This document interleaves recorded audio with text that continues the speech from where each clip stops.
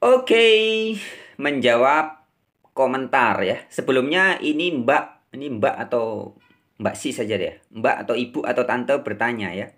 Apa agama saya? Masa iya susah nian nyebutin apa agama sampean? Bukan susah, Mbak, ya. Tetapi pertanyaan Anda yang kurang tepat bagi saya, ya. Karena saya memahami makna agama secara substansi, ya. A itu tidak, gama itu kacau. Ini bahasa Sanskrit ya, bahasa Sanskerta. A tidak, gama kacau. Kalau gama artinya kacau. Kalau agama berarti tidak kacau. Nah, jadi ketika Anda bertanya apa agama saya, itu seperti orang yang menanyakan, apa tidak kacau saya? Loh, coba. Pertanyaannya jadi nggak pas. Ya. Agama yang saya pahami adalah kondisi ketika jiwa manusia sedang tidak kacau, sedang agama. Harusnya Anda bertanya, Mas, apakah Anda beragama atau sedang tidak beragama? Gitu baru bisa. Apakah saya sedang kacau atau sedang tidak kacau? Itu baru betul. Tapi kalau tanya, agamamu apa? Agama sampean apa? Itu berarti tidak kacaumu apa? Tidak kacau sampean apa? Itu kan nggak pas pertanyaannya, ya. Oke, saya kasih penjelasan lebih lanjut. Dengan ilustrasi atau analogi ya, supaya mudah ditangkap. Kondisi manusia ketika tidak kacau atau sedang beragama adalah kondisi ketika jiwa manusia sedang harmonis, manunggal, selaras. Jadi contohnya, pikirannya kepengen makan bakso. Kemudian dia pergi ke warung bakso, lidahnya betul-betul merasakan bakso, pikirannya menikmati bakso juga, fisiknya juga menikmati bakso. Itu namanya selaras, harmonis, atau tidak kacau, atau beragama. Tapi kalau saya pengen makan bakso, berangkat dekat rumah ada warung nasi goreng. Warung baksonya jauh 10 kilo dari rumah. Kemudian saya perginya ke warung nasi goreng, makan nasi goreng sambil berhayal makan bakso. Nah, ya, pikirannya menghayal bakso, fisiknya lidahnya ngerasain nasi goreng, fisiknya makan nasi goreng. Ini namanya gama, alias kacau, alias tidak harmonis. Contoh kedua, Anda tidur dengan suami atau istri. Hubungan wik-wik. Tapi pikirannya menghayalkan. Siapa itu? Bintang film tertentu. Tapi pikirannya menghayal ke sana. Nah, ini namanya orang sedang gama. Tidak harmonis.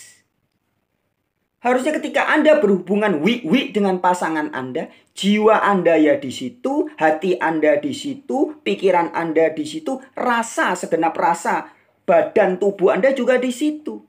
Itu menjadi agama, tidak kacau atau harmonis atau selaras. Dan beberapa contoh yang lain. Ya, jadi memahami agama itu contohnya seperti itu.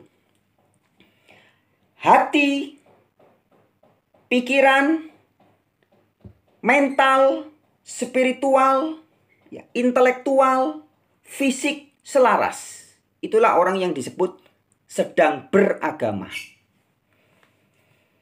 Nah, kemudian dalam pengembangannya, ketika saya dalam setiap hari saya makan dalam kondisi berserah diri, saya makan, minum, tidur, kencing, beol, mandi, apalagi nonton TikTok, main sosial media, nonton YouTube, buat konten ya. Saya ini konten kreator YouTube ya. Semua itu saya lakukan dengan berserah diri, pasrah diri. Bahasa Inggrisnya surrender. Bahasa Arabnya aslima atau Islam. Nah, ya. Jadi ketika kita melakukan segala sesuatu dengan kesadaran berserah diri, lillah, ya. Saya bisa membacot sekarang ini karena Allah, lillah. Dan bersama-sama kuasa Allah. Loh, buktinya saya bisa bernafas, jantung berdetak, pikiran berpikir, nih, tangan bergerak-gerak, mulut bacot. Ini karena bila, ya, dengan atau bersama kuasa Allah. Bila. Nah, ketika semua aktivitas saya lakukan dengan kesadaran itu, maka saya disebut sebagai berserah diri. Bahasa Indonesia, bahasa Arabnya Islam. Nah, ketika saya juga melakukan aktivitas sesuai panggilan jiwa saya. Jadi saya menjalani hidup sesuai sunatullah kalau bahasa Arabnya. Bahasa Indonesianya panggilan jiwa. Bakatnya misalkan apa? Orang yang suka masak dari kecil. Setelah besar dia masak terus jadi tukang encep, ya, tukang masak. Jadi chef. Berarti dia sedang melakukan dharma. Inilah pelaku Hindu dharma. Hindu itu ajaran kehidupan. Maka disebutnya Hindu dharma. Jadi siapapun Anda yang menjalani hidup sesuai panggilan jiwa. Yang bakatnya musik, jadi pemain musik. Yang bakatnya seni, jadi seniman, jadi artis dan sebagainya. Itu adalah orang-orang yang sedang melakoni Hindu dharma. Kemudian ketika Anda misalkan tercerahkan, mengerti rahasia-rahasia kehidupan, kunci-kunci kehidupan. Tercerahkan itu bahasanya Buddha. Buddha itu artinya orang yang sudah tercerahkan. Orang ketika sudah mendapat petunjuk, mendapat wahyu, mendapat petunjuk, mendapat pencerahan, juga disebut sebagai hadu bahasa Arabnya. Terjemahan bahasa Indonesia menjadi Yahudi. Jadi orang yang disebut Yahudi atau hadu itu adalah orang-orang yang sudah mendapat petunjuk. Nah, jadi agama yang sejati itu adalah kondisi ketika jiwa kita sedang harmonis. Nah, karena jiwanya harmonis, tidak gama, tidak kacau, maka disebutnya agama. Maka dia akan pasti menjadi hidup berserah diri atau Islam. Melakoni hidup menjadi pelaku Hindu dharma. Tercerahkan Buddha. Mendapat pertolongan Yahudi. Mendapat petunjuk. Nah, jadi agama itu bagian dari diri kita. Islam juga ketika Anda berpasrah diri, Anda Islam bahasa Arabnya. Bahasa Inggrisnya surrender. Ketika Anda menjalani hidup sesuai dengan panggilan jiwa, sunatullah bahasa Arabnya, ya, Anda menjadi pelaku Hindu dharma. Nah, jadi jangan dipisah-pisah. Islam bagian diri saya, Hindu ya bagian diri saya, Kristen, Yahudi, Jawa, Buddha, itu bagian kesadaran kita. Jangan kemudian dipisahkan. Buddha dikeluarkan dari diri saya, Hindu dikeluarkan dari diri saya, Islam dikeluarkan dari diri saya. Ini yang bikin kacau. Jadinya gama, bukan beragama.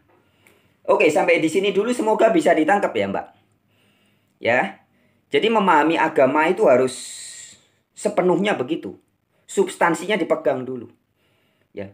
Ini kita tidak bicara agama dalam level lembaga yang tertulis di KTP. Itu salah kaprah. Nggak bisa kita disebut beragama Hindu, kemudian tulis di KTP. Enggak. Pelaku dharma itulah Hindu. Orang tercerahkan itulah Buddha. Orang yang mendapat petunjuk itulah Yahudi. Orang yang setiap hari berserah diri itulah Islam. Begitu loh. Ya. Oke. Terima kasih banyak buat pertanyaannya. Thank you.